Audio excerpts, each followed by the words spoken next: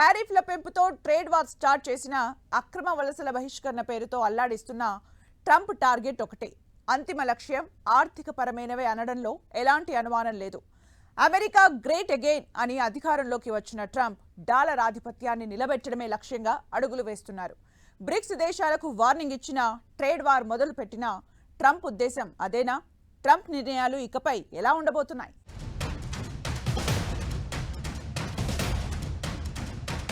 పౌరసత్వాలు వలసలపై ఆంక్షలు పెట్టిన, టారిఫ్లు పెంచి ట్రేడ్ వార్ స్టార్ట్ చేసిన ట్రంప్ అంతిమ లక్ష్యం ఒక్కటేనా? డాలర్ ఆధిపత్యం నిలబెట్టడమే లక్ష్యమా?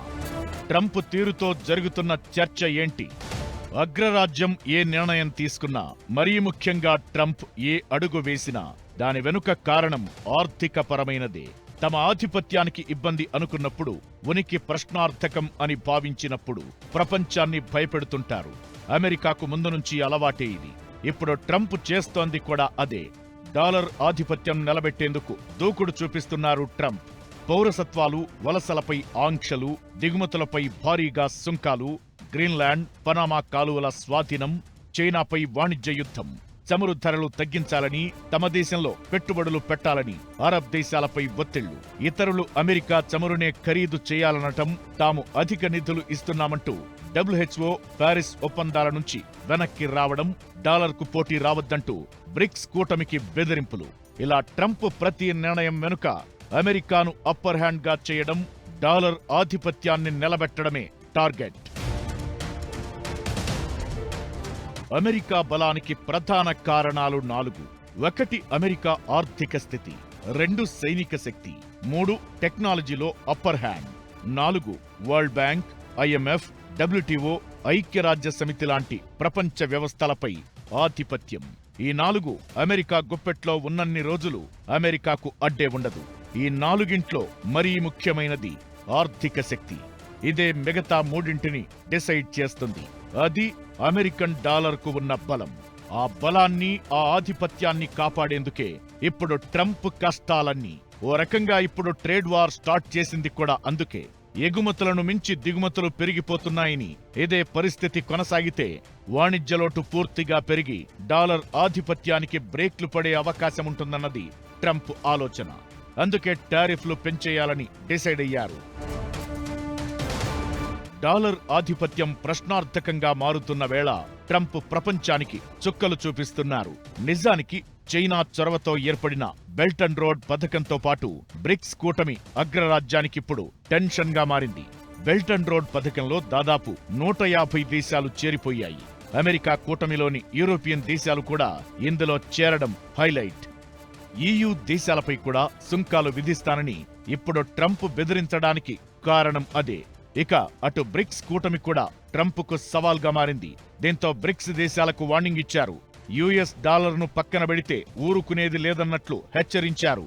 డాలర్కు బదులుగా బ్రిక్స్ దేశాలు ఉమ్మడి కరెన్సీని రూపొందిస్తే ఆయా దేశాల దిగుమతులపై 100% సుంకం విధిస్తామని వార్నింగ్ ఇచ్చారు. అమెరికా ఆధిపత్యానికి డాలర్ ముఖ్యమైన ఆధారం. బ్రిక్స్ కూటమి ప్రత్యామ్నాయ కరెన్సీ క్రియేట్ చేయడం దాదాపు అసాధ్యం. అయితే దానివల్ల డాలర్కు ఎక్కడ ప్రమాదం వస్తుందోనని ముందుగానే వార్నింగ్ ఇచ్చారు ట్రంప్. ఇలా డాలర్ ఆధిపత్యాన్ని నిలబెట్టేందుకు అమెరికా దేనికైనా సిద్ధం.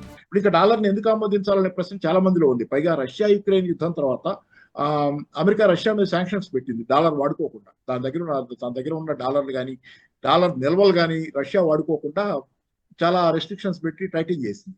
దాంతో డాలర్లో పెట్టుకుంటే కనుక డబ్బులు రేపు పొద్దున అమెరికాతో పేచి వస్తే మన డబ్బులు కూడా బిగపట్టుతేమో, మనం ఆ డబ్బులు వాడుకోలేమన్న భయం ప్రపంచంలో చాలా దేశాలకు వచ్చింది.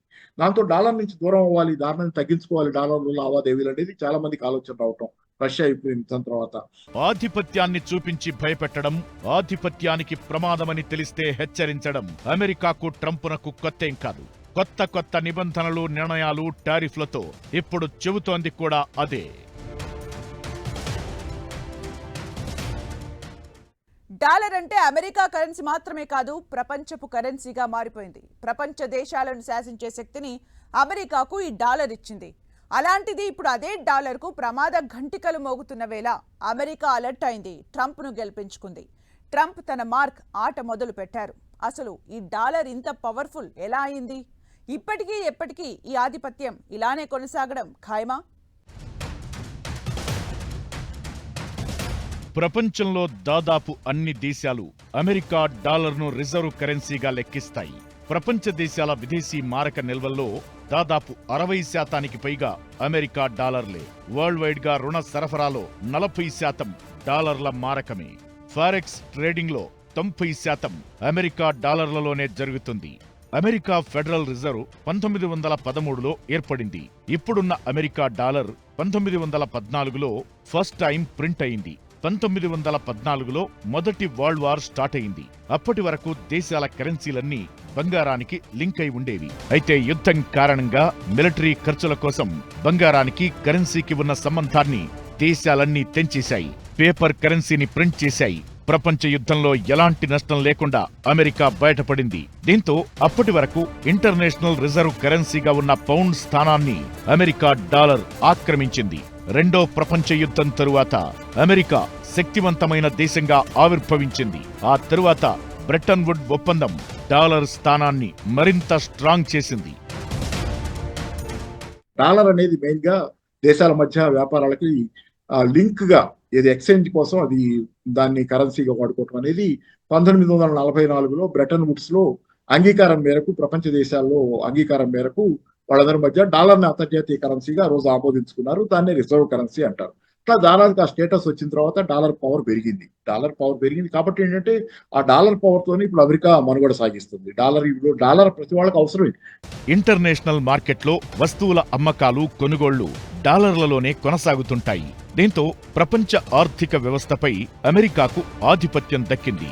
డాలర్కు గిరాకీ పెరిగిపోవడంతో ఇతర దేశాల కరెన్సీలతో పోలిస్తే దాని విలువ పెరిగింది. అందరికీ డాలర్లు అవసరం కావడంతో దానినే తన ఆయుధంగా మలచుకునే సౌకర్యం అమెరికాకు ఏర్పడింది. అంత శక్తివంతమైన డాలర్కు ప్రమాదం ఉంది అంటే అమెరికా దేనికైనా తెగిస్తుంది. ఇప్పుడు ట్రంప్ చేస్తోంది కూడా అదే. వాణిజ్యం విషయంలో ప్రపంచ దేశాలపై మొదటి నుంచి తన ఆధిపత్యాన్ని కొనసాగిస్తూ వస్తోంది. దీంతో ఇప్పుడు దిగుమతులపై సుంకాలు పెంచుతామని వార్నింగ్ ఇస్తోంది. అమెరికా ఉత్పత్తులను దిగుమతి చేసుకుంటున్న దేశాలపై ఒత్తిళ్లు తెచ్చి బెదిరించి ఆయా దేశాల్లోకి దిగుమతవుతున్న తమ సరుకులపై, యంత్రాలు, ఇతర సామాగ్రిపై తక్కువ సుంకాలు విధించేలా అమెరికా తీరు ఉంటుంది. దీంతో తమ దేశ ఉత్పత్తిదారులు, పెట్టుబడిదారులకు లాభాలు వచ్చేందుకు సహకరిస్తోంది. ఇప్పుడు ట్రంప్ రూపంలో బయటకు కనిపిస్తున్న డాలర్ను నిలబెట్టేందుకు, ఆధిపత్యాన్ని కొనసాగించేందుకు అమెరికా ప్రతిసారి చేసేది ఇదే. అయితే ఈ మధ్య డీ-డాలరైజేషన్ ప్రయత్నాలు మొదలయ్యాయి. ఇది ట్రంప్నకు కోపం తెప్పిస్తోంది. బ్రిక్స్ తో సహా యూరోపియన్ యూనియన్ దేశాలకు వార్నింగ్ ఇస్తోంది ఇదే. డీ-డాలరైజేషన్ అంటే కొత్త కరెన్సీని క్రియేట్ చేయడం కాదు, అమెరికా డాలర్పై ఆధారపడటాన్ని తగ్గించుకోవడం. ప్రస్తుత డీ-డాలరైజేషన్ ను చైనా, రష్యాతో పాటు మరికొన్ని దేశాలు సమర్థిస్తున్నాయి. ఇక భారత్ కూడా కొద్ది రోజులుగా డాలర్ ఆధారిత వ్యవస్థను తగ్గించే విధంగా నిర్ణయాలు తీసుకుంటోంది. రష్యాతో రూపీ రూబుల్ లావాదేవీలు, సౌదీతో రూపీ ట్రేడింగ్ చర్చలు, అంతర్జాతీయ లావాదేవీల్లో స్థానిక కరెన్సీల వినియోగంపై దృష్టి పెట్టింది. ఇవన్నీ ట్రంప్నకు కోపం తెప్పిస్తున్నాయి. డాలర్ ఆధిపత్యాన్ని నిలబెట్టేందుకు రకరకాల చర్యలు తీసుకుంటూ ప్రపంచ వాణిజ్య రంగాన్ని సంక్షోభంలోకి నెట్టేస్తున్నారు.